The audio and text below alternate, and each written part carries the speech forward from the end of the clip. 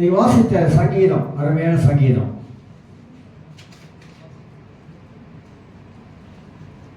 சங்கீதத்தில் வசனத்தின்படி என்னை உணர்வுள்ளவனாக்கும், வேதமே என் மன மகிழ்ச்சி. வாசிக்கும் போது அப்படி கேட்கணும். நான் அப்பெல்லாம் ரொம்ப கேட்பேன், வாசிக்கிறது ரொம்ப, மற்றவங்க வாசிக்கிறத கேட்கறத ஆசைப்படுவேன். ஏன்னாக்கா அப்போதான் நமக்கு அந்த காது வழியாக நமக்கு வந்து கேட்குற அந்த வசனங்கள் வந்து நம்ம இதயத்துக்குள்ளாக பதியும்.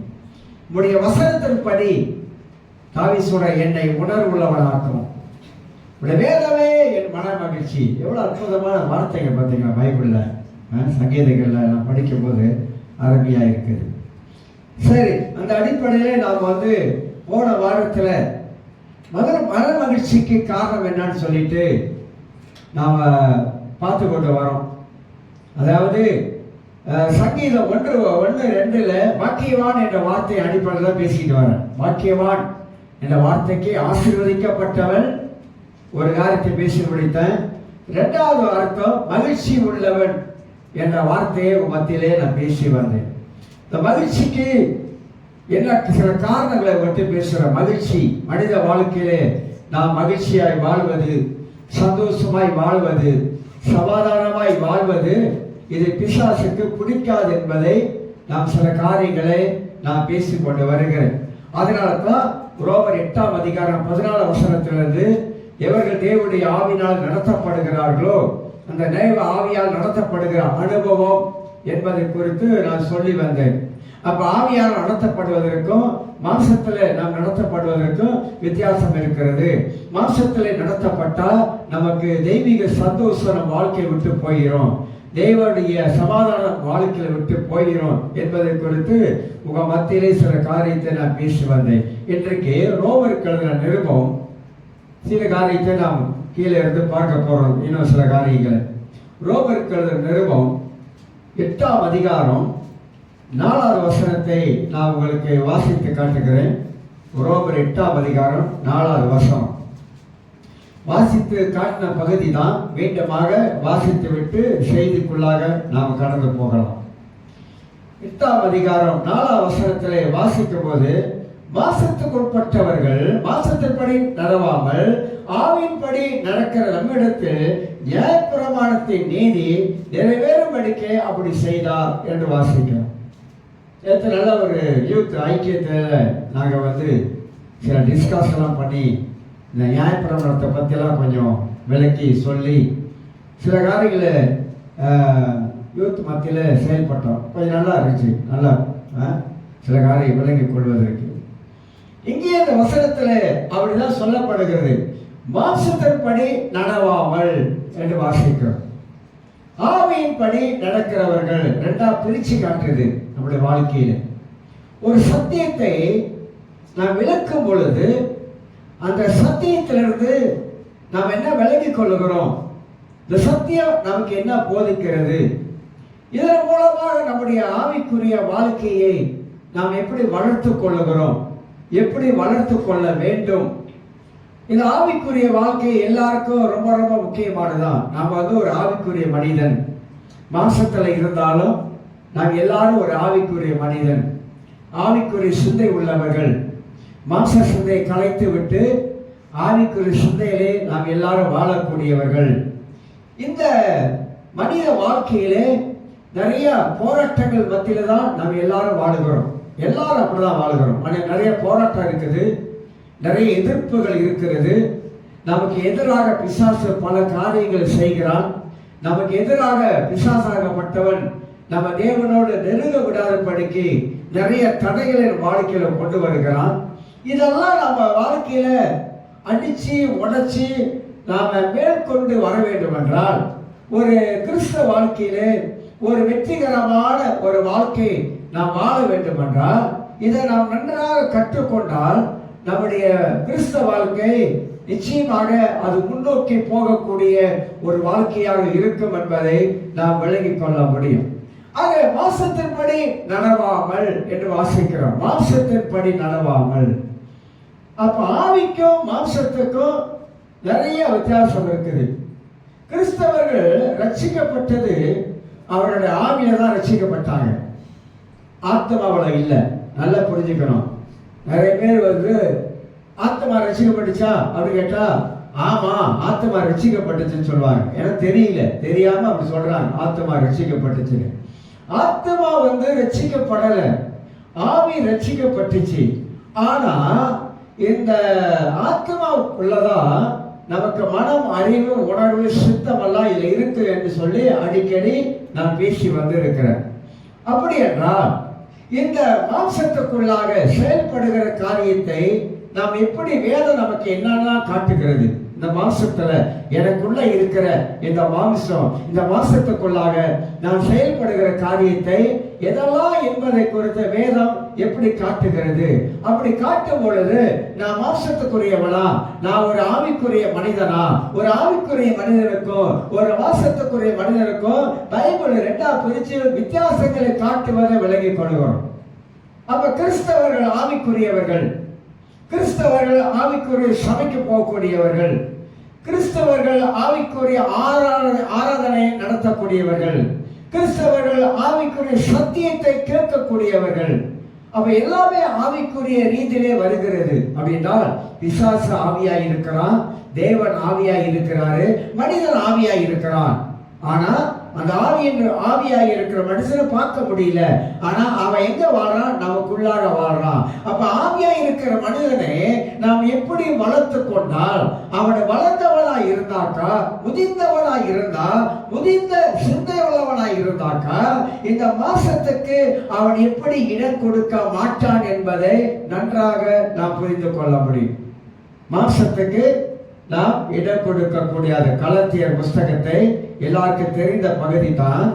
கலாத்தியர் 5ஆம் அதிகாரம் 19, 20, 21 வாசிக்கிறேன். மாம்சத்துக்கும் ஆவிக்கும் இருக்கிற வித்தியாசத்தை நாம் அறிந்து கொள்ள வேண்டும்.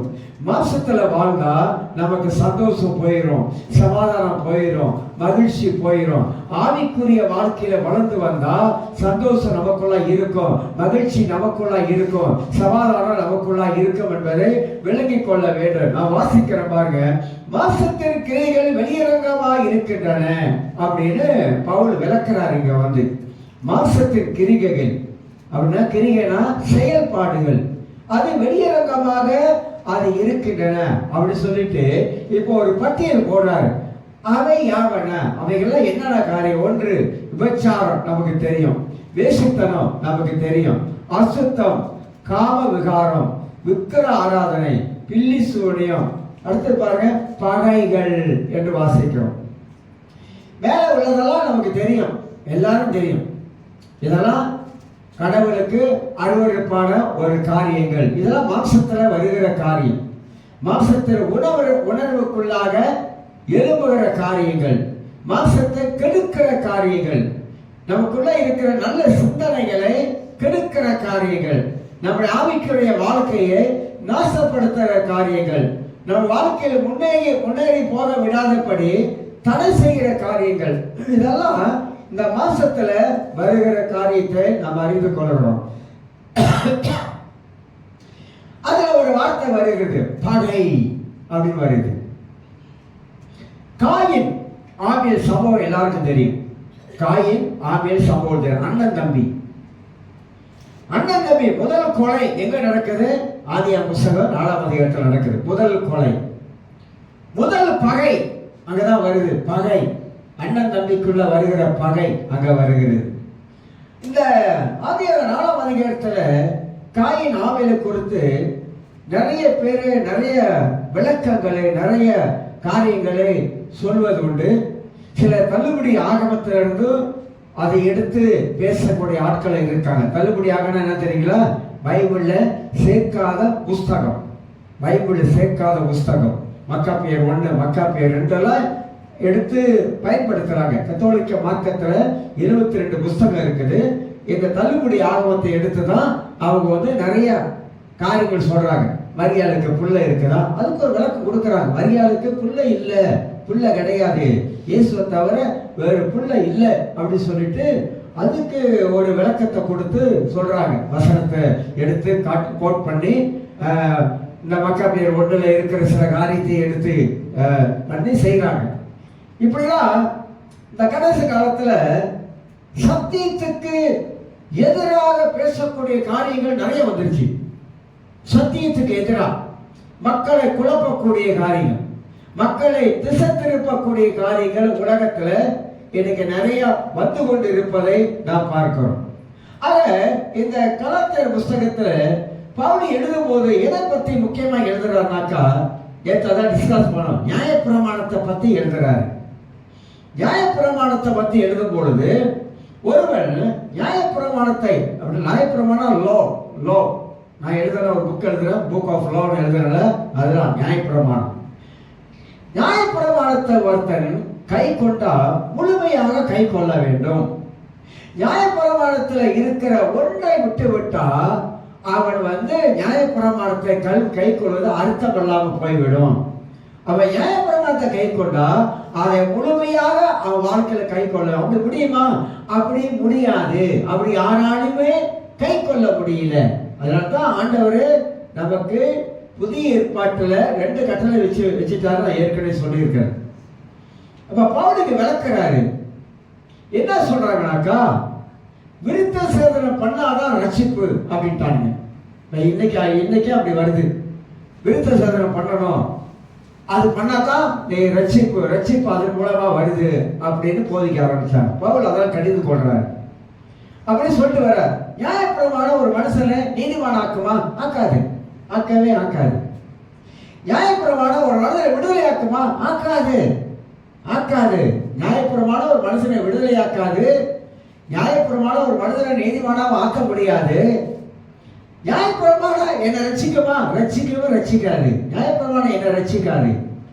எதுக்காக என்ன ரட்சிக்குது? விசுவாசத்தினாலே, கிருபையினாலே விசுவாசத்தை கொண்டுதான் ரட்சிக்கப்பட்டோம். அப்ப ரட்சிப்பு என்பது நியாயப்பிரமாணத்தினால வருவதல்ல. நீதிமானாக்கப்படுவது நியாயப்பிரமாணத்தினால வருவது அல்ல என்றெல்லாம் பைபிள்ல தெளிவாக போடப்பட்டிருக்குது. அதனால்தான் கலாத்தியர் புஸ்தகத்துல நீங்க வாசிக்கும் போது ஒரு வசனத்தை வாசித்து காட்டுக்கிறேன் பாருங்க. பவுல் ரொம்ப கடுமையான சில வார்த்தைகள் எல்லாம் பேச ஆரம்பிப்பார். என்ன கடுமையான வார்த்தைகளை பேச ஆரம்பிப்பார் அப்படின்னாக்கா, 1ஆம் வசனம், 3ஆம் அதிகாரம் 1ஆம் வசனம், புத்தி இல்லாத கலாத்தியரே, நீங்கள் சத்தியத்துக்கு கீழ்ப்படியாமல் போகத்தக்க உங்களை மயக்கினவன் யார்? இயேசு கிறிஸ்து சிலுவையிலே அறையப்பட்டவராக உங்கள் கண்களுக்கு முன் பிரத்யட்சமாய் உங்களுக்குள்ளே வெளிப்படுத்தப்பட்டிருந்தாரே அப்படி சொல்லி விளக்கிறார். அப்படி சொல்லுவாரு, நல்லாதான் ஓடிட்டு இருந்தீங்க, என்னாச்சு உங்களுக்கு? இப்ப நல்லாதான் ஓடுனீங்க, நல்லா ஓடுனீங்கல, ஆனா இப்ப உங்க ஓட்டம் வேறு விதம் ஆயிடுச்சு. வேறு பக்கம் திரும்பிட்டீங்க, சத்தியத்தை விட்டுட்டீங்க. நான் சொன்ன சுவிசேஷத்தை தவிர வானத்துல இருந்து ஒரு தேவதூதன் உங்களுக்கு சொன்னாலும் அவர் சபிக்கப்பட்டவன்றார். அப்ப பவுல் எவ்வளவு சுவிசேஷத்தில் ஒரு தெளிவு, சுவிசேஷத்தில் எவ்வளவு வைராக்கியம் உள்ள ஒரு மனிதனாக இருந்தார் என்பதை குறித்து நாம் பார்க்கிறோம். பைபிள் சொல்லுகிறது. அப்படின்னா நியாயப்பிரமாணத்தோட நோக்கம் என்ன? நீங்க 3ஆம் அதிகாரம் 19ஆம் வசனத்துல, அப்படியானா நியாயப்பிரமாணத்தின் நோக்கம் என்ன?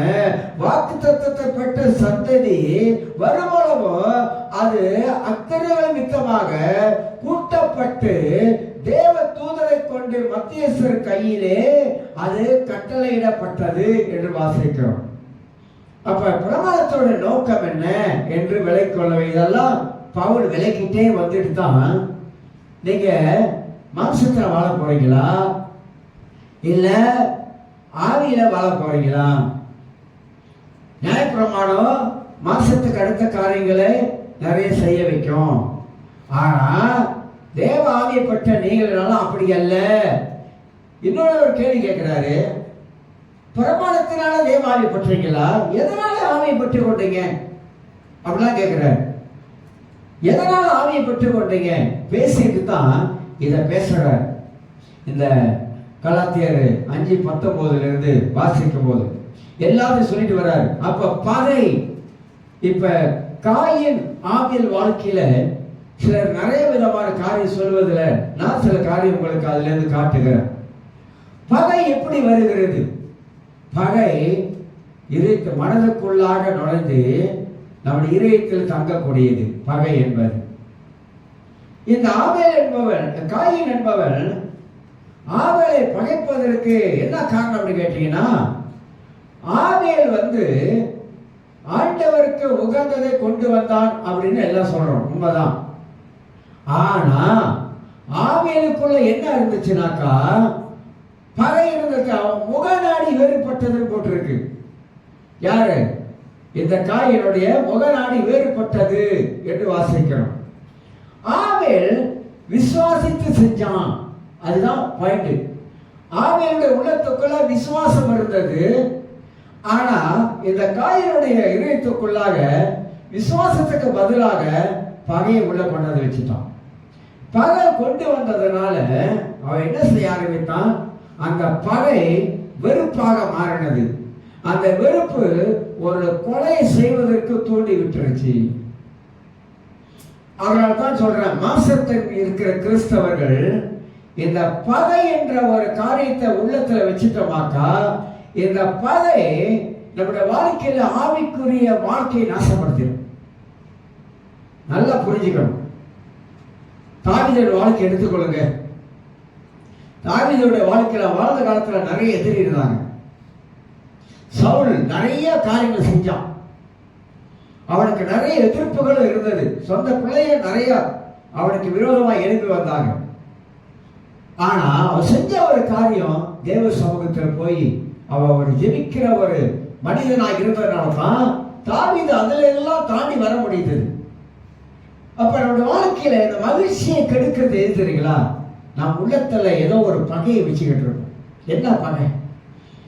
பகை இருக்கிறவங்க தயவு செய்து என்ன செய்யணும், மன்னிச்சிட்டு விட்டுட்டு பகையை நமக்குள்ள இருந்து வெளியாக்கணும். பகை என்பது அது ஒரு பிசாசுடைய வேலை. நம்முடைய ஆவிக்குரிய வாழ்க்கையை அப்படியே கெடுத்துரும்.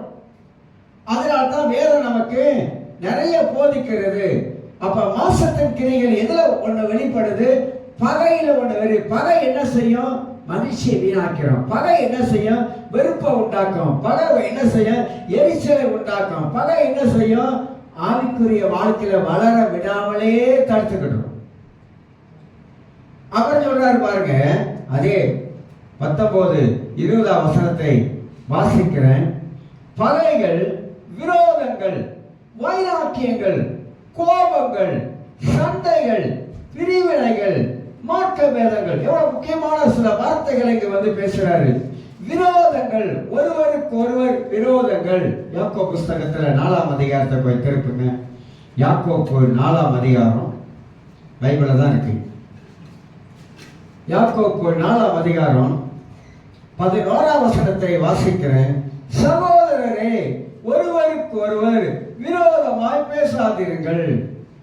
சகோதரனுக்கு விரோதமாக பேசி சகோதரனை குற்றப்படுத்துகிறவன் நியாயப்பிரமாணத்துக்கு விரோதமாக பேசி நியாயப்பிரமாணத்தை குற்றப்படுத்துகிறான். நியாயப்பிரமாணத்தை குற்றப்படுத்துவாயானால் நீ நியாயப்பிரமாணத்தின்படி செய்கிறவனாய் இராமல் அதற்கு நியாயாதிபதியாய் நீ மாறிட்ட. என்ன சொல்றாரு? சகோதரரே, ஒருவருக்கு விரோதமாக நீங்க பேசாதிருங்கள். ஏன் பேசுறோம்? ஒரு விரோதமா ஏன் பேசுறோம்? எதனால் பேசுறோம்? எதனால பேச ஆரம்பிக்கிறோம்? அந்த விரோதங்கள் நமக்குள்ள இருக்கிறதுனால பேச ஆரம்பிக்கிறோம். அப்ப இது என்னது? மாம்சத்தின் கிரியைகள். மாம்சத்தின் கிரியைகள் இருக்கும் பொழுதுதான் நாம இந்த விரோதமான காரியங்களை நம்மளை பேச வைக்குது. ஆனா ஆவியிலே வாழுகிறவருடைய வாழ்க்கையில இந்த விரோதமா பேசுற காரியம் வாழ்க்கையில இல்லாம போகிறோம். அடுத்தது பாருங்க, வைராக்கியம். வைராக்கியம் வைராக்கியம் எதுல பாராட்டணும் தெரியுங்களா? வைராக்கியம் சத்தியத்துல வைராக்கியம் பாராட்டணும். மாசத்துல போய் வைராக்கியம் பாராட்டக்கூடாது. என் காலை வச்சுட்டல, உன் காலை மிதிக்காம நான் விடவே மாட்டேன், வச்சிருவேன், நிச்சயமா நான் மிதிப்பேன். ஒரு வைராக்கியம் பாராட்டக்கூடாது. சிலர் சொல்றாங்களே, ஏற்கனவே சொல்லுவாங்க, என்ன சொல்லுவோம்? என் வீட்டு வாசப்படி இனிமே உன் வீட்டு வாசப்படியை மிதிக்கவே மாட்டோம். வைராக்கியம். வைராக்கியம் பாராட்டணும். எதுல? வீட்டு வாசப்படியை மிதிக்க மாட்டேன். இதெல்லாம் மாம்சத்துல வருகிற காரியங்கள். நாம் நல்லா அறிந்து கொள்ள வேண்டும். நான் உலகத்துல ஒரு வாழ்க்கை அப்படி போய்கிட்டே இருக்குது. ஏதோ கொஞ்ச நாள் இந்த உலகத்துல வாழும், அவ்வளவுதான். ஆனா இப்படிப்பட்ட இந்த வைராக்கியங்கள் நமக்குள்ள இருந்தா அந்த வைராக்கியங்கள் நம்முடைய ஆவிக்குரிய வாழ்க்கை கெடுத்துரும். அதுவும் வைராக்கியம் ஆண்டவர் வேதம் சொல்லுகிறது, இயேசு கிறிஸ்து வைராக்கியம் பாராட்டினார். பக்தி வைராக்கியம் இருந்தது அவருக்கு. அப்படியேப்பட்ட வைராக்கியம் தான் இருந்தது. இந்த மாசத்தை கேட்ட வைராக்கியம் அவருக்குள்ளாக இல்லை. சிலர் பாருங்க, அண்ணன் தம்பிக்குள்ள வைராக்கியம் இருக்கும், அக்கா தங்கச்சிக்குள்ள வைராக்கியம் இருக்கும். இதெல்லாம் மாசத்துல வருகிற காரியங்கள். லட்சியப்பட்டிருப்பாங்க, ஆனா இன்னும் வைராக்கியத்தோட வாழக்கூடிய ஆட்களும் இருப்பாங்க. ஆனா இதெல்லாம் நம்ம வாழ்க்கையை விட்டு போகணும்.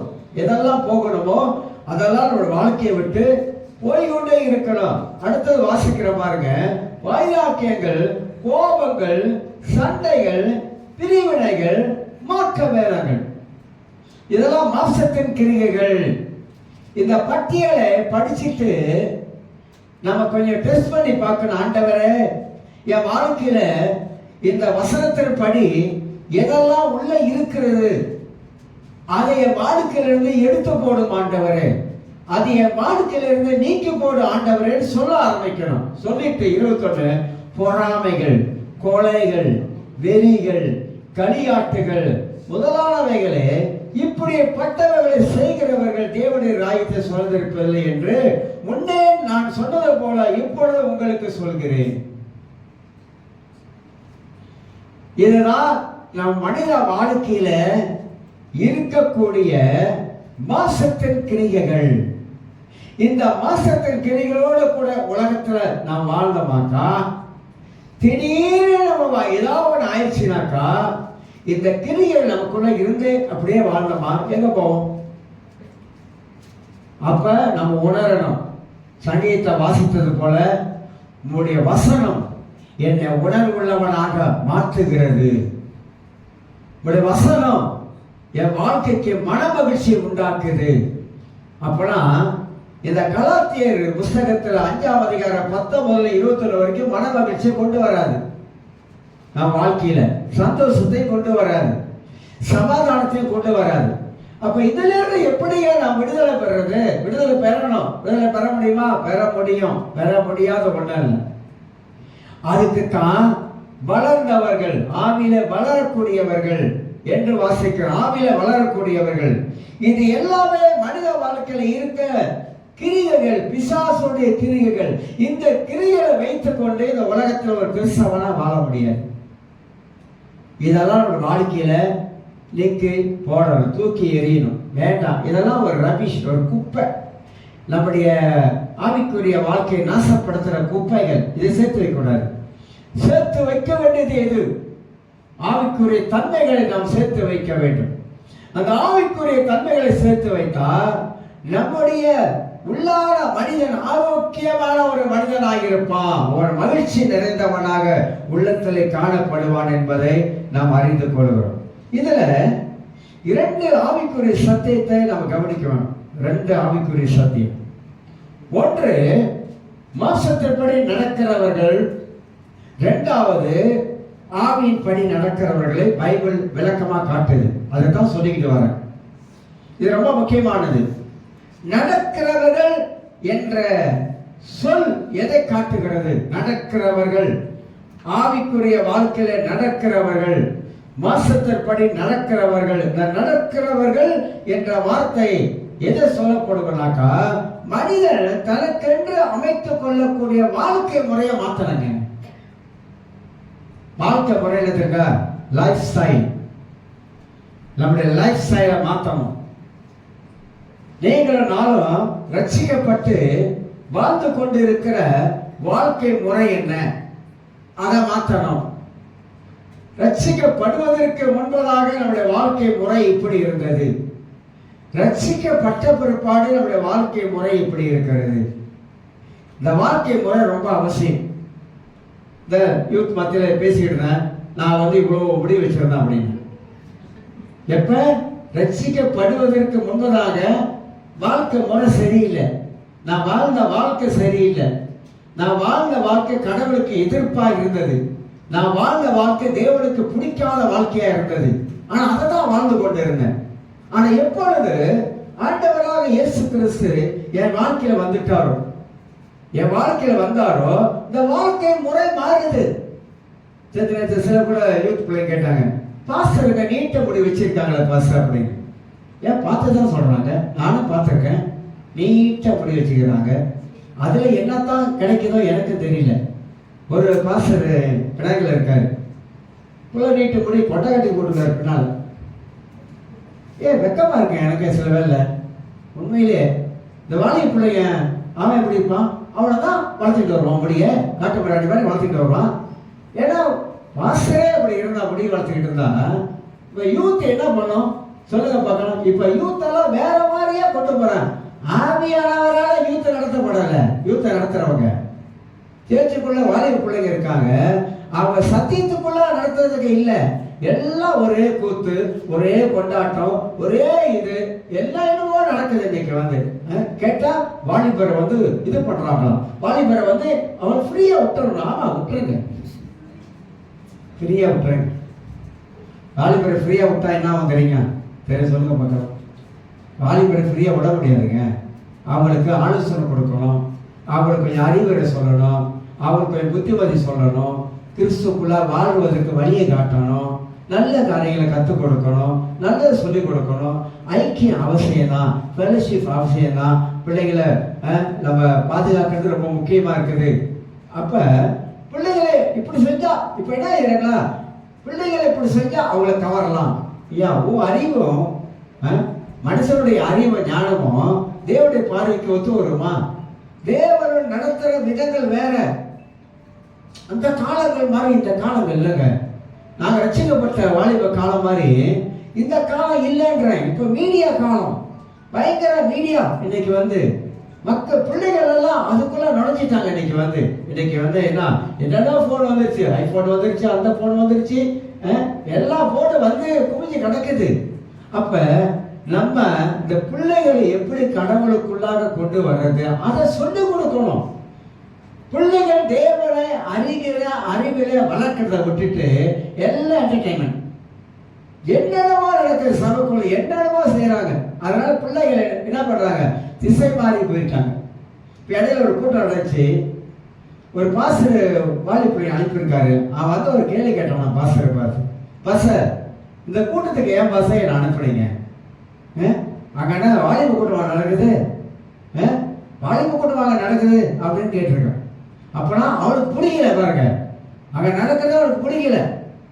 அதனால நான் என்ன சொல்ல வரேன் அப்படின்னா, நம்ம சத்தியத்துக்குள்ளாக பிள்ளைகளை கொண்டு போகணும். ஆவிக்குரிய வாழ்க்கையில பிள்ளைகளை வளர்க்கணும். அந்த பிள்ளைகள் தன் தாய் தகப்பனுக்கு அவர்கள் நன்றி உள்ளவர்களாக இருக்கணும். அந்த பிள்ளைகள் கடவுளை அறிந்து அவர்கள் ஆவியில வளர்ந்து ஆண்டவருக்கு முதலிடம் கொடுத்து அந்த பிள்ளைகள் தேவனை மகிமைப்படுத்தணும். அதுதான் முக்கியம். அதை விட்டுட்டு உலக காரியத்தெல்லாம் கொண்டாந்து உள்ள கொண்டு வந்தா பிள்ளைகள் சத்தியத்துல வளர முடியாது, சத்தியத்துல வளர மாட்டாங்க.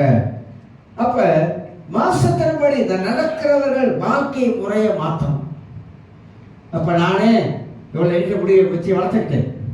இப்படி நின்னுனாக்கா என்ன நினைப்பீங்க, பாஸ்டரே இவ்வளவு நீட்டு முடி வச்சிருக்காரு, நம்ம வச்சா என்ன அப்படின்னு பயந்து வச்சிருவாங்க. அப்புறம் இப்ப இப்ப அப்படி வச்சிருக்கேன், அதான் நிறைய இருக்குது, நிறைய வளர்த்து வச்சிருக்கேன். முடிட்டா நான் பார்க்கும் போது சமைக்கல என் மனசுக்குள்ளாகவே ஒரு எண்ணம் வரும். எல்லாம் ஒரு காலத்துல இருக்கு, கடவுளை அறியாத பொழுது அப்படிலாம் இருந்தோம். இப்ப கடவுளை அறிஞ்ச வாழ்க்கை முறையை மாத்து, வாழ்க்கை முறையை மாற்றி அமைத்து வாழ்வதுதான் கிறிஸ்தவ வாழ்க்கைக்கு அது ஆசீர்வாதமாய் காணப்படும். ஆனா இன்னைக்கு வாழ்க்கை முறை மாட்ட மாட்டேது, அதுதான் இன்னைக்கு பிரச்சனையா இருக்குது. அப்ப நடக்கிறவர்கள் என்ற சொல் என்பது நம்முடைய வாழ்க்கை முறையை மாற்றி அமைத்துக் கொள்ள வேண்டும்.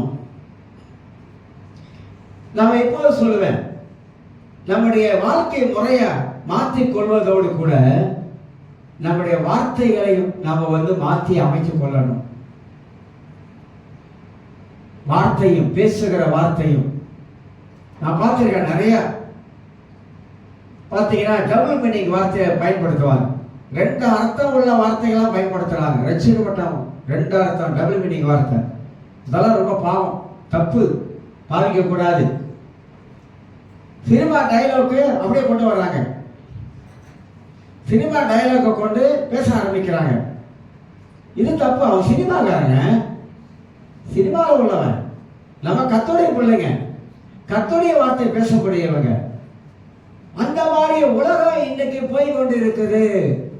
என்ன பட்டா அதுல ஒரு சந்தோஷம் இருக்கு, ஒரு நிம்மதி இருக்குன்னு நினைக்கிறாங்க. இல்ல, கர்த்தர் அதை அருவருக்கிறார். நம்மளோட வாயில வருகிற வார்த்தை இந்த மாதிரி வந்துச்சுன்னா அது கர்த்தர் அருவருக்கிறார் என்ற அர்த்தம். அப்ப கடவுளுடைய பிள்ளைகள் நடக்கிற வாழ்க்கை முறையை மாத்தலாம். எப்படி வாழ்ந்து கொண்டு இருக்கிறோம், எப்படி வாழ வேண்டிய நம்ம எப்படி வாழ்ந்துகிட்டு இருக்கோம், எப்படி இருக்க வேண்டிய நம்ம எப்படி இருந்து கொண்டு இருக்கோம், எப்படி சிந்திக்க வேண்டிய நம்ம எப்படி சிதற பண்ணி கொண்டு இருக்கோம். எங்கேயோ இருக்க வேண்டிய நம்ம எங்க இருக்கிறோம் சொல்லுங்க. எங்கேயோ இருக்க வேண்டிய நம்ம எங்க இருக்கிறோம், எங்க இருந்து கொண்டு இருக்கிறோம். முன்னேறி போக வேண்டிய நம்ம எவ்வளவு பின்தாங்கி இருக்கிறோம். ஆவிக்குரிய வாழ்க்கையில எங்கேயோ போயிட்டோம், பின்தாங்கி இருக்கிறோம். நிறைய பேர் ஆவிக்குரிய வாழ்க்கையில ரொம்ப பின்தாங்கி போய்கிட்டே இருக்கிறாங்க. ஏன் பின்தங்கி போறாங்க, எதனால போறாங்க? அவங்க தேவ ஆவியானவராலே நடத்தப்படுகிற ஒரு அனுபவத்துக்குள்ளாக வராதனால தான் இந்த மாமிசம் அவங்களை அதிகமா அவங்களை தொல்லப்படுத்துது. மாமிசம், இந்த மாமிசம் இருக்கிற வரைக்கும் நம்ம வாழ்க்கையில போராட்டம் இருந்து கொண்டுதான் இருக்குது. அதனால அருமையாளர்களே, மனிதன் தனக்கென்று அமைத்துக் கொள்ளும் வாழ்க்கை முறையை கவனிக்கணும்.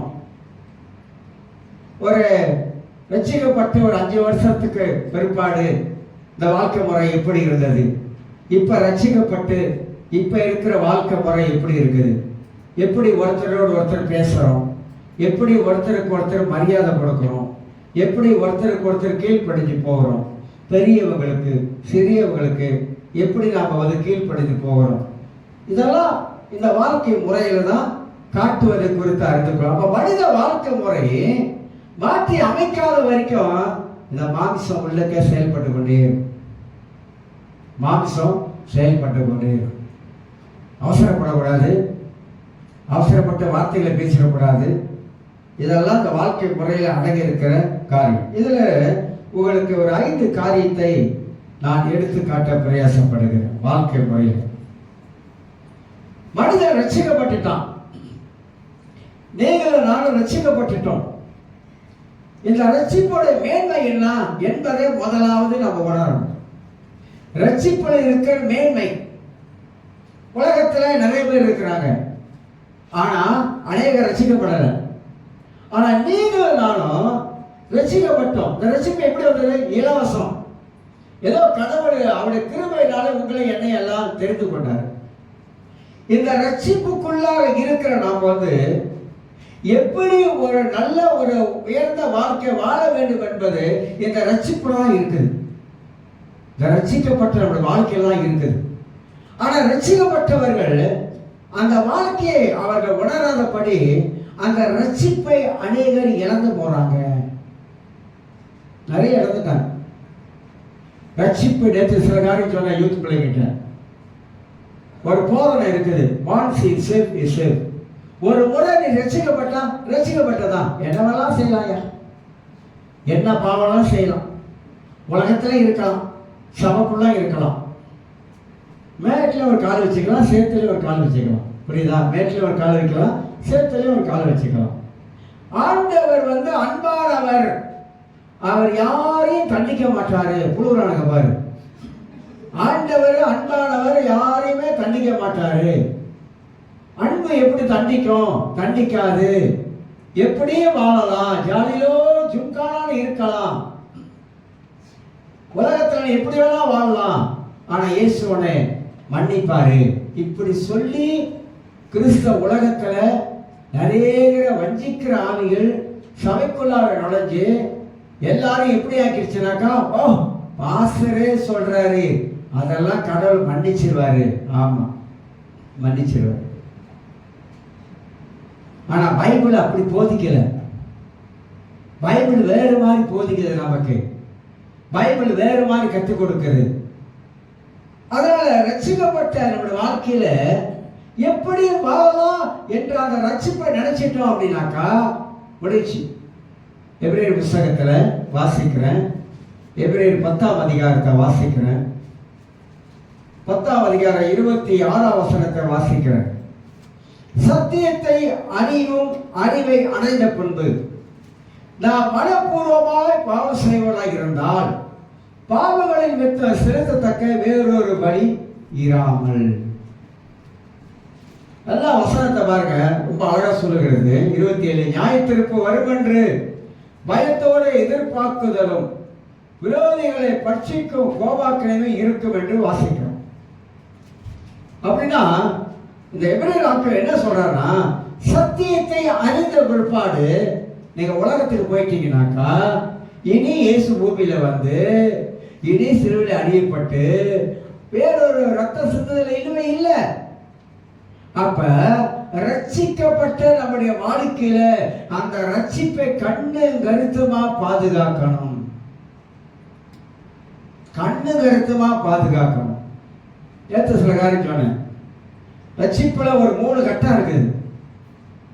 ரட்சிப்புல முடிந்த காலங்கள் பாஸ்ட், இயேசு ஏற்றுக்கொண்டேன், என் பாவத்தெல்லாம் ஆண்டவர் மன்னிச்சார், என் சாபத்தெல்லாம் ஆண்டவர் போக்கணும், என்னை விடுதலை ஆக்கிட்டார், நான் விடுதலை ஆக்கிட்டேன்.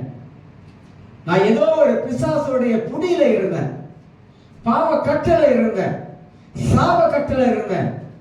இயேசு என் வாழ்க்கையில வந்ததனால நான் விடுதலை ஆக்கிட்டேன். இப்ப நான் விடுதலையான பிற்பாடு விடுவிக்கப்பட்ட மனிதனாக இந்த உலகத்துல வாழ்வதனால அந்த ரட்சிப்புக்குள்ளாக நான் வந்து நிலைத்து வாழணும், ரட்சிப்புல நிலைத்து வாழணும். அதனால்தான் அநேகர் ரட்சிப்புல நிலைத்து இல்லாம போயிட்டாங்கன்ற உலகத்துக்கு. ஏன் உலகத்துக்கு போயிட்டாங்க? அந்த ரட்சிப்பை இழந்துட்டாங்க. ரட்சிப்பை இழந்தவங்க மரிச்சிட்டாங்கன்னா பரலோகம் கிடையாது, நேர நரகத்துக்கு போயிட வேண்டியதான். இதை வந்து உணர மாட்டாங்க. அதாவது கிறிஸ்தவர்களுக்கு சத்தியம் ரொம்ப அழகா சொல்லப்பட்டு இருக்கிறது. ஒருவன் கிறிஸ்துவுக்குள்ளாக வாழும் பொழுதுதான் அவனுக்கு பரலோகம் இருக்குது. ஒருவன் கிறிஸ்துவை விட்டு வெளியாகி அவன் உலகத்துக்கு போயிட்டானாக்கா அவனுக்கு பரலோகம் கிடையாது, பரலோகம் இல்லை. அதுதான் பைபிள் சொல்லுது. ஆனா அந்த ரட்சிப்போடைய மேன்மையை உணராம இருக்கிறாங்களா, அதுதான் பரிதாபம். இந்த ரட்சிப்பு ஆண்டவர் எனக்கு எவ்வளவு செஞ்சிருக்கிறாரு, கல்வாரி சிலுவையில் இயேசு எனக்காக ரத்தம் செஞ்சு இருக்கிறாரு, அதோட முடிச்சுக்கிறோம். பட்ட வேதனை, பட்ட அவமானம், கொஞ்ச நஞ்சமா, இதெல்லாம் எனக்காக இயேசு செஞ்சு முடிச்சாரு. இப்ப என் வாழ்க்கையில இலவசமா இந்த ரட்சிப்பை நான் பெற்றுக்கொண்டேன். ஆனா அந்த ரட்சிப்பை பெற்றுக்கொண்ட என் வாழ்க்கையில அந்த ரட்சிப்பை என் வாழ்க்கையில சாகர வரைக்கும் நான் பாதுகாக்கணும். சாகர வரைக்கும், சாகும் பொழுதுதான் அந்த ரட்சிப்பை என் வாழ்க்கையில நிறைவேறுகிறது. பிலிப்பியர்ல பவுல் அழகா சொல்றாரு, ரட்சிப்பு நிறைவேற பிரயாசப்படுங்கள், ரட்சிப்பு நிறைவேற பிரயாசப்படுங்கள். நிறைய வார்த்தை சொல்லுங்க. ரட்சிப்பை இழக்காதீங்க. ரட்சிப்பை இழந்துட்டீங்கன்னாக்கா இயேசு இழந்துட்டீங்க. இயேசு இழந்துட்டீங்கன்னாக்கா உங்களுக்கு வைத்திருக்க மேல நித்திய ஜீவனை இழந்துட்டீங்க. என்ன பிரயோஜனம் இருக்கு? என்ன பிரயோஜனம் இருக்கு சொல்லுங்க. ஒரு ஆட்டோடைக்கு வந்தா முடிஞ்சுக்காக எங்க போற சொல்லு. ஏது ரோட்ல போற, அடிச்சான் ஒரு காடிக்காரன் அடிச்சான், முடிச்சுக்காத, அங்கே எங்க போற? ஏன் பயம் இல்லையா? நமக்கு பயம் இல்ல. ரட்சிக்கப்பட்டவன் இந்த உலகத்துல வாழ்றோம், நமக்கு 4 பக்கம் ஆபத்து இருக்குது. நம்ம சும்மா நல்லா போனாலும் வர அடிச்சிடும். எவ்வளவு ஆபத்து இருக்குது தெரியுமா? ஆபத்தான உலகத்துல வாழ்ந்துகிட்டு இருக்கோம். சாப்பாட்டுல ஆபத்து இருக்குது, ரோட்ல போறது ஆபத்து இருக்குது, சாப்பாடுல ஆபத்தா வந்து ஆட்டடிக்கு வர்றது, பல விதத்துல மனிதனுக்கு சுத்தில ஆபத்து இருக்குங்க. ஆனா நம்முடைய வாழ்க்கையில இந்த ரட்சிப்புக்குள்ளால் இருந்து இறந்துட்டா நமக்கு ஒரு நித்திய ஜீவனை கொடுத்திருக்கிற ஆண்டவரத்துல போய் சேர்ந்துடும். இல்லைன்னா எல்லாருக்கும் என்ன மனசுல ஒரு யோசனை, இந்த பாதாளத்தையும் நரகத்தையும் யார் பார்த்தா? யாரும் பார்த்தது. அதனால அவளுக்கு என்ன நினைப்புனாக்கா, அதை யாரு பார்த்தா இவர் தான் சொல்லிட்டு தெரியுறாரு.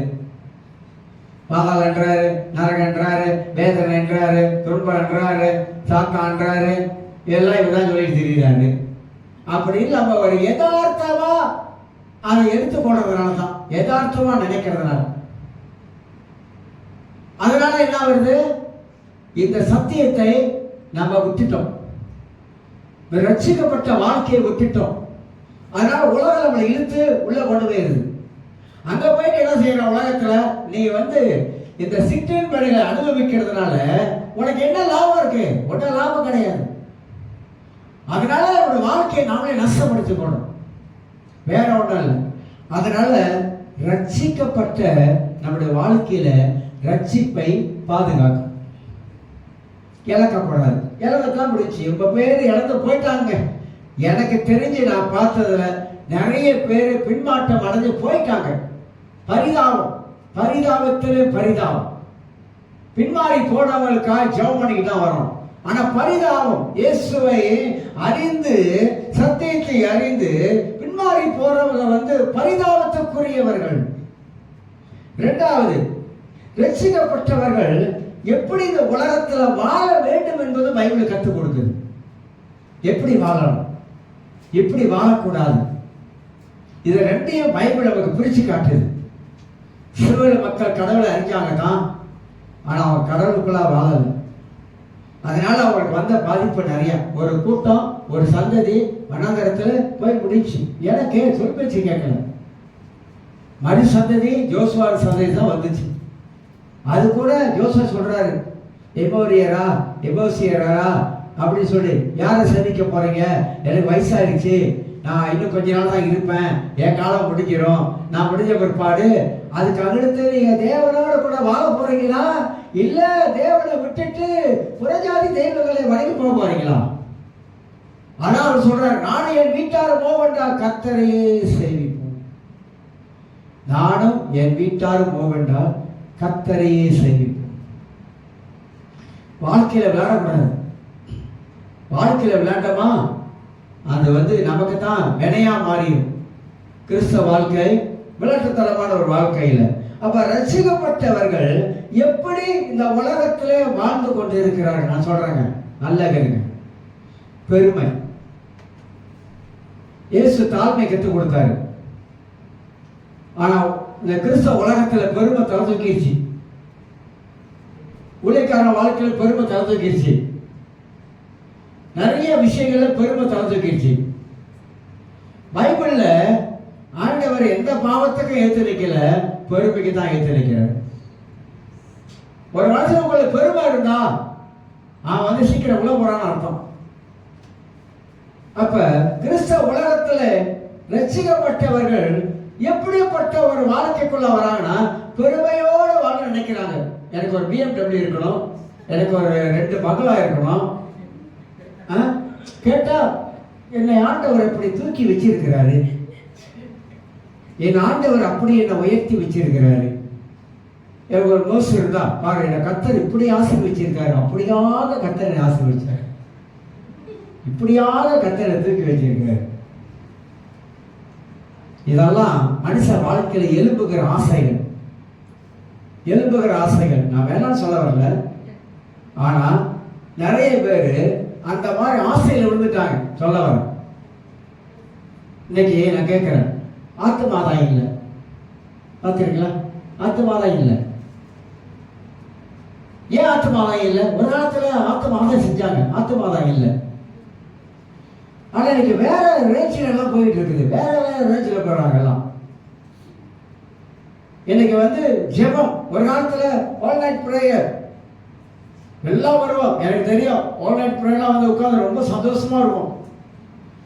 நல்லா ஜெபம் பண்ணி துதிச்சு ஜெபம் பண்ணி அப்பெல்லாம் செஞ்சுட்டு வந்தாங்க. இன்னைக்கு ஆல் நைட் பிரேயர் இல்லை, ஏன்னா மக்கள் வர்றதில்லை, வரமாட்டுறாங்க.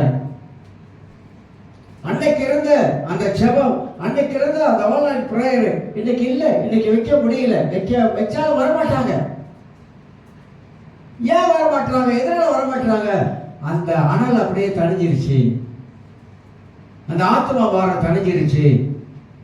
இப்ப யுத்தம் நடக்குது, எத்தனை பேர் ஜெபிக்கிறான்னு தெரியாது, டெய்லி ஜெபிக்கிறான்னு தெரியாது. பயங்கர, ஏன்னா அந்த யுத்தம் உலகம் போனா மாறத்துக்கு வாய்ப்பு இருக்கு. செய்திகளை பார்க்கணும், உலகத்துல என்ன நடக்குது அதை பார்க்கணும், என்ன நடந்து கொண்டு இருக்கு அதை பார்க்கணும், அதை பார்த்து ஜெபிக்கணும். ஆண்டவரே, இந்த மாதிரி உலகத்துல இப்படி யுத்தம் நடக்குது, உலகம் பூரா வர்றதுக்கு வாய்ப்பு இருக்கு, இதனால பொருளாதாரம் பாதிக்கப்படுது, மக்கள் கஷ்டப்பட போறாங்க, விலைவாசி உயர ஏற போகுது. இப்ப யார் ஜெபம் பண்ணுவா? யார் ஜெபம் பண்ணா? கடவுளை அறியாத ஜெபம் பண்ணுவானா? கடவுளை அறிஞ்சவங்க தாங்க ஜெபம் பண்ணுவாங்க. கடவுளை அறிஞ்சவங்க தான் ஆண்டவரை ஜெபிக்க சொல்றாரு. 2 நாளாக புஸ்தகத்தில் 7ஆம் அதிகாரம் என்ன வாசிக்கிறோம்? என் ஜனங்கள் தங்களை தாழ்த்தி, அப்படின்னு சொல்றாரு, தங்களை தாழ்த்தி அவர்கள் தேவ சமூகத்தில் ஜெபித்தா அந்த தேசத்துக்கு சேமத்தை கொடுப்பாரு. நம்ம நாட்டுக்காக ஜெபிக்கிறோம், நடக்கிற உலகத்துக்காக ஜெபிக்கிறோம், நிறைய ஊழியக்காரருக்காக ஜெபிக்கிறோம், சபைகளுக்காக ஜெபிக்கிறோம். ஜெபிக்க வேண்டியது நம்முடைய கடமை, நாம் ஜெபிக்க வேண்டும் என்பது பைபிள் சொல்லுகிறது. அப்ப நம்ம பாருங்க, நம்ம ஒரு ஆவிக்குரிய மனிதனாக இருந்தா இதெல்லாம் நிச்சயமா நம்ம வாழ்க்கையில செய்யும். அதே மாசத்துக்குரிய மனிதனாக இருந்தா இதை நம்ம வாழ்க்கையில செய்ய மாட்டோம். எங்கேயோ நடக்குது யுத்தம், நம்ம நல்லா இருக்கிறோம், நம்ம சாப்பிட்டு நல்லா தூக்குவோம், அவன் அடிச்சுலாம் சாவறான், நமக்கு என்ன தெரியும், அப்படி போயிடும். அப்ப 2வது, ரட்சிக்கப்பட்டவர்கள் எப்படி வாழுகிறார்கள், எப்படியா வாழ்ந்து கொண்டிருக்கிறார்கள். ஆண்டவர் நம்மளை பார்த்து கேள்வி கேட்டால் நம்ம என்ன பதில் சொல்ல போறோம், எப்படி வாழுகிறோம் என்பதை பொறுத்து. 3வதாக, ஞானமில்லாத வாழ்க்கை கிறிஸ்தவர்கள் இன்றைக்கு வாழ்ந்து கொண்டிருக்க ஒரு ஞானமில்லாத வாழ்க்கை. ஆண்டவர் ஞானமாய் வாழ சொல்றார், ஆண்டவர் ஞானமா சிந்திக்க சொல்றார். அதனால சொல்லுவேன், எப்போதும் இந்த பைபிள் நமக்கு அறிவை தருகிறது, ஞானத்தை தருகிறது, புத்திமதியை தருகிறது. எல்லா விதத்திலும் பைபிள் நமக்கு ஒரு சிறந்த மனிதராக மாற்றுகிறது. உங்களை என்னையும் பைபிள் சிறந்த மனிதராக மாற்றுகிறது. இயேசு சொன்னாரு, வருத்தப்பட்டு பாரம் சுமக்கிறவர்களே அப்படின்னாரு. வாழ்க்கையில நிறைய வருத்தம் இருக்கும், பாரம் இருக்கும், சுமை இருக்கும், பல காரியம் இருக்கும். என்கிட்ட வாங்க, என்கிட்ட வாங்கினாரு. அப்ப என்கிட்ட வாங்க ஏன் சொல்றாரு? என்கிட்ட வந்தீங்கன்னாக்கா உங்களுடைய ஆத்மாவில் இருக்கிற பாரத்தை நான் இறக்குவேன். நல்ல வார்த்தைகள்லாம் பைபிள் ஆண்டவரை எழுதி வச்சிருக்கிறார். இதோட நிப்பாட்டுங்க. அப்ப மனித வாழ்க்கை இன்னைக்கு எப்படியோ இருக்க வேண்டிய ஒரு வாழ்க்கை, இன்னைக்கு மனிதர் ஞானம் இல்லாமலே மனுஷன் வாழ்ந்து கொண்டிருக்கிறார். யாக்கோபு 1:5 சொல்லுகிறது, உங்களில் ஒருவன் ஞானத்தில் குறைவுள்ளவனாய் இருந்தால் யாவருக்கு சம்பூர்ணமாய் கொடுக்கிற தேவனிடத்தில் கேளுங்கள். ஞானத்துக்காக தேவனிடத்தில் கேளுங்கள், வாழ்க்கைக்காக தேவனிடத்தில் கேளுங்கள், வாழ்க்கையை தேவ சமூகத்தில் வைத்து முறையிடுங்கள். ஆண்டவரே, என் வாழ்க்கைக்கு ஒரு வழியை திறங்க. ஆண்டவரே, திறக்க மாட்டாரா? முடிகிறவரு, உங்க மேல எங்க மேல ஆண்டவருக்கு அளவு கடந்த அக்கறை இருக்குங்க. ஒரு தாய் தாவு கூட தான் பிள்ளை மேல அக்கறை இருக்காது. அவன் தொலைஞ்சி போ, எக்கடா கெட்டு போ, பட்டு வா படாமல் வா, நம்ம சொல்லுவோம், பட்டு வா படாமல் வா, சுட்டு வா சுடாமல் வா, அப்படிலாம் சொல்லிடுவோம். ஆனா ஆண்டவர் அப்படி இல்லை. ஆண்டவர் மேல அவ்வளவு பாசம் உள்ளவர், நம்மளை அக்கறை உள்ளவர், மேல அக்கறை உள்ளவர், கரிசனை உள்ளவர், நம்மளை நடத்துகிறவர், நம்மளை அரவணைக்கக்கூடியவர். இதெல்லாம் வார்த்தை இருக்கு. அப்படிலாம் தேவன் செஞ்சிருக்காரு. நான் இந்த பைபிள் ஸ்கூலில் டீச் பண்ண சொன்னேன், சுவிசேஷங்கள்ல இயேசுவை கொஞ்சம் உங்க கண்ணை விட்டு உள்ளுக்க, கண்ணை கொஞ்சம் 2 கண்ணையும் உள்ள விட்டு கொஞ்சம் கவனித்து பாருங்க. இயேசு கொஞ்சம் கவனித்து பாருங்க. அவர் எப்படிப்பட்ட விதங்கள் அவர் செயல்படுகிறார் கொஞ்சம் கவனித்து பாருங்க. மனுஷன் மேல எவ்வளவு அக்கறையா இருக்கிறார் கொஞ்சம் கவனித்து பாருங்க. கொஞ்சம் கவனித்து பார்க்கணும். அவ்வளவு அன்பு உள்ளவர், அக்கறை உள்ளவர், கரிசனை உள்ளவரும், இரக்கம் உள்ளவரும்,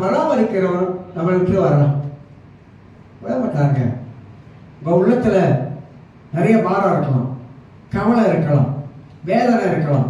இதெல்லாம் அவருக்கு தெரியாதா? தெரியாதுன்னு நினைக்கிறீங்களா? எல்லாம் தெரியும். ஆண்டவருக்கு எல்லாம் தெரியும். நம்ம கடந்து போற பாதை உள்ளா இருக்கா, அது தெரியும். தெரியாமல்ல. அப்ப தெரிஞ்சா ஏன் பஸ்வர் அவர் வந்து அந்த முள்ளுல இருந்து என்னை அப்படியே இறக்கி வேற பக்கம் அனுப்ப பண்றாரு அப்படின்னு கேட்குறீங்களா? அவர் நடக்க விட்டு பார்க்கிறார். சில வேளைகள்ல வாழ்க்கையில சில அனுபவங்கள் சில காரியங்களை கற்றுக் கொடுக்குது. அனுபவங்கள் கற்றுக் கொடுக்குது. சில பாடுகள் கற்றுக் கொடுக்குது. சில சோதனைகள் கற்றுக் கொடுக்குது. சில பிரச்சனைகள் கற்றுக் கொடுக்குது. சில காரியங்கள் நம்ம தேவனோடு இன்னும் கிட்டி நெருங்கி போவதற்கு உதவி செய்யும். நான் இதெல்லாம் அறிஞ்சால் அதிக பிரச்சனை வரும்போதுதான் கடவுளோடு இன்னும் கூட நெருங்கி போறதுக்கு உதவி செய்யுது. அப்புறம் அது நமக்கு பெரிய ஒரு விடுதலை கொண்டு வருது. ஆனா இதெல்லாம் மனித வாழ்க்கையில ஏற்படுகிற காரியங்கள். அப்ப கர்த்தர் நல்லவர் என்பதை நாம எப்படி ருசித்து பார்க்க முடியும்? அவர் நல்லவராகவே இருக்கிறார். நல்லவர்கள் அவர் எல்லாருக்கும் நல்லவர், நன்மை செய்கிற கர்த்தர். எல்லாரும் எழுது.